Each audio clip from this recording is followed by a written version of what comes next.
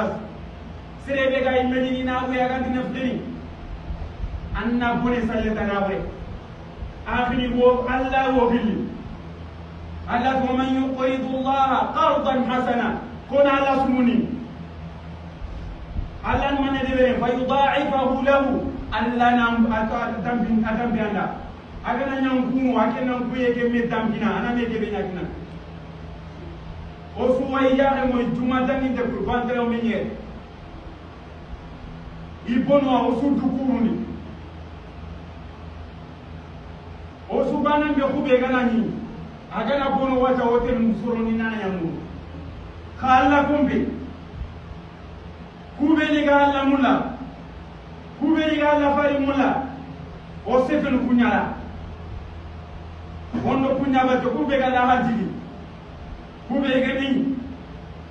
igana kebe kanna iganyin dukane ma tuqaddimu li anfusikum min khairin tajiduhu inda Allah anga kebe kanna dukane khair nyani Allah tini khani nyinona andu bono inna Allah la yudhi'u ajra al muhsinin kol sirina nano kube ko nyana Allah da iga inen miskino iga fuqaru nemana Allah ta'ala subhanahu wa ta'ala azim kungole mboloni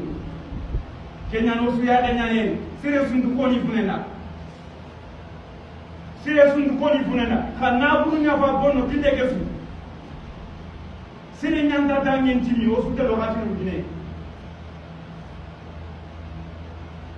no imbo kede bare khalla kinuya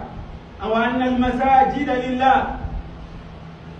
misiru Allah boni otto ko kubera kubega Allah mula ina foro Allah holle ina yi dukani